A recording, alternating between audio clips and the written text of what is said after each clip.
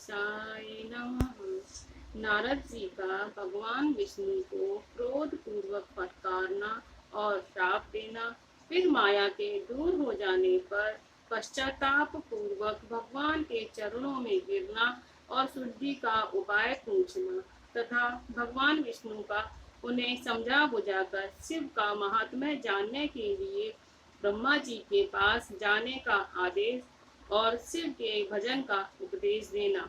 सूत जी कहते हैं, महर्षियों, माया मोहित नारद मुनि उन दोनों शिव गणों को यथोचित शाप देकर भी भगवान शिव के इच्छावश मोह निंद्रा से जाग न सके।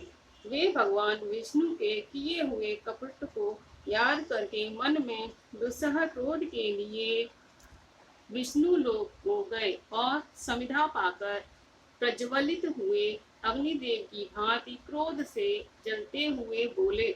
उनका ध्यान नष्ट हो गया था, इसलिए वे दुर्वचन पूर्ण व्यंग सुनाने लगे।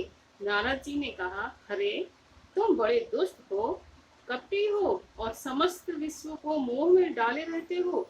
दूसरों का उत्साह या उत्कर्ष तुमसे सहा नहीं जाता।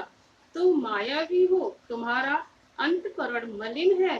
पूर्व काल में तुम्ही ने मोहिनी रूप धारण करके कपट किया, असुरों को वरुणी मदिरा पिलाई, उन्हें अमृत नहीं पीने दिया।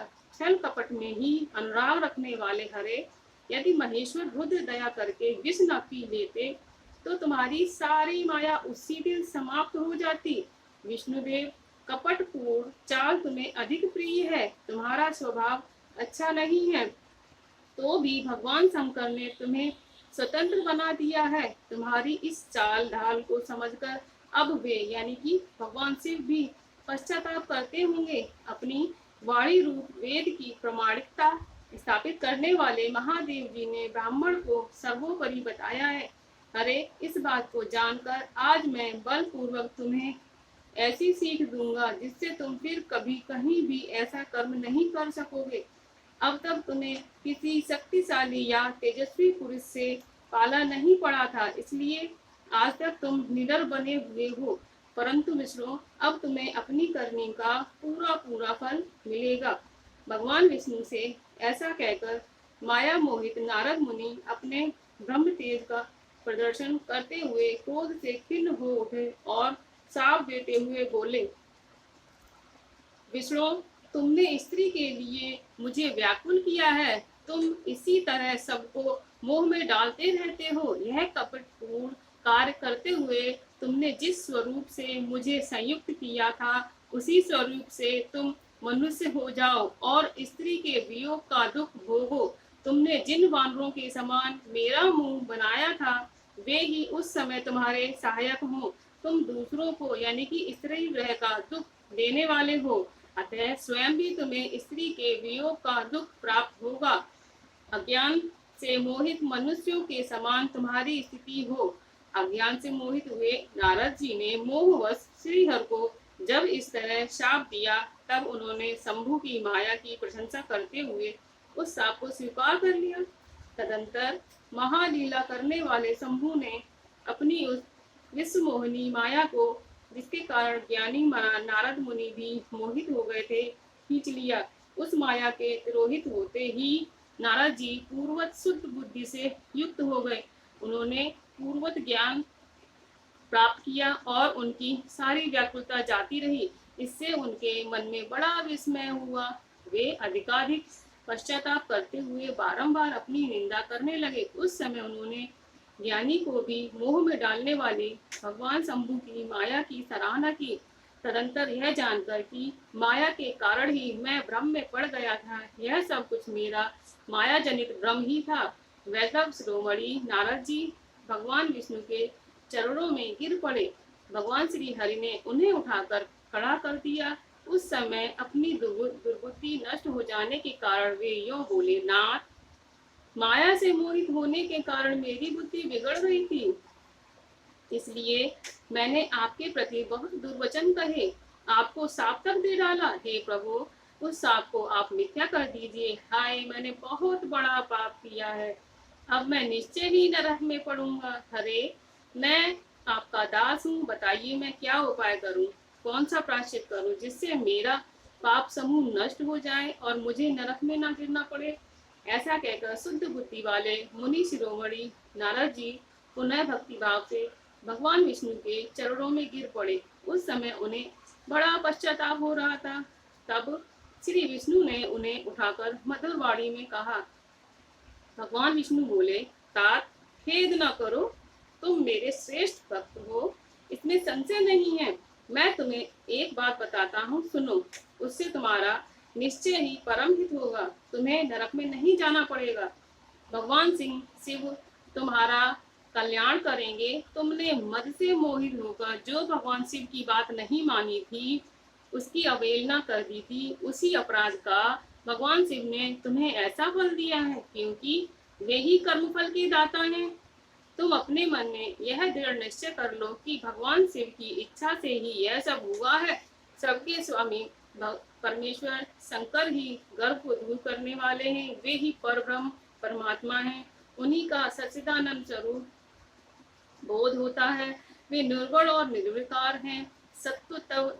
सत्व तम रज इन तीनों गुणों से परे हैं। वे ही अपनी माया को लेकर ब्रह्मा विष्णु और महेश इन तीनों रूपों में प्रकट होते हैं। निर्गुण और सगुण भी वे ही हैं। निर्गुण अवस्था में उन्हीं का नाम शिव है।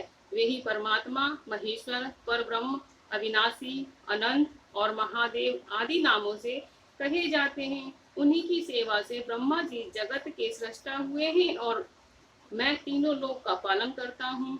वे स्वयं ही रुद्र रूप से सदा सबका संहार करते हैं। वे विश्व स्वरूप से सबके साक्षी हैं। माया से भिन्न और निर्गुण हैं। स्वतंत्र होने के कारण वे अपनी इच्छा के अनुसार चलते हैं। उनका विहार, आचार, व्यवहार उत्तम है और वे भक्तों पर दया करने वाले हैं। नारद मुनि, मैं तुम्हें एक सुंदर उपाय बताता हूँ जो सुखद, समस्त पापों का नाशक और सदा भोग एवं मोक्ष देने वाला है। तुम उसे सुनो। अपने सारे संशय को त्याग कर तुम भगवान शंकर के सुयश का गान करो और सदा अनन्य भाव से शिव के सतनाम स्त्रोत का पाठ करो। मुने, तुम निरंतर उन्हीं की उपासना और उन्हीं का भजन करो। उन्हीं के यश को सुने और उन्हीं को गाओ तथा प्रतिदिन उन्हीं की पूजा अर्चना करते रहो। नारद, जो शरीर, मन और वाणी द्वारा भगवान शंकर की उपासना करता है, उसे पंडित या ज्ञानी जानना चाहिए। वह जीव मुक्त कहलाता है। शिव इस नाम रूपी दावानल से बड़े बड़े पातकों के असंख्य पर्वत अनायास भस्म हो जाते हैं। यह सत्य है, इसमें संशय नहीं। जो भगवान शिव के नाम रूपी नौका का आश्रय लेते हैं, वे संसार सागर से पार हो जाते हैं। संसार के मूलभूत उनके सारे पाप निस्संदेह नष्ट हो जाते हैं। महामुने, संसार के मूलभूत जो पातक रूपी वृक्ष है, उनका शिवनुमा रूपी कुठार से निश्चय ही नाश हो जाता है। जो लोग पाप रूपी दावानल से पीड़ित हैं, उन्हें शिव नाम रूपी अमृत का पान करना चाहिए। पाप दावाग्नि दग्ध होने वाले प्राणियों को उस यानी कि शिव नाम अमृत के बिना शांति नहीं मिल सकती। संपूर्ण वेदों का अवलोकन करके पूर्ववर्ती विद्वानों ने यही निश्चय किया है कि भगवान शिव की पूजा ही उत्कृष्ट साधन तथा जन्म मरण रूपी संसार बंधन के नाश का उपाय है। आज से यत्न पूर्वक सावधान रहकर विधि विधान के साथ भक्ति भाव से निरंतर जगदम्बा पार्वती सहित महेश्वर सदाशिव का भजन करो। नित्य शिव की ही कथा सुनो और कहो तथा अत्यंत यत्न करके बारंबार शिव भक्तों का पूजन किया करो।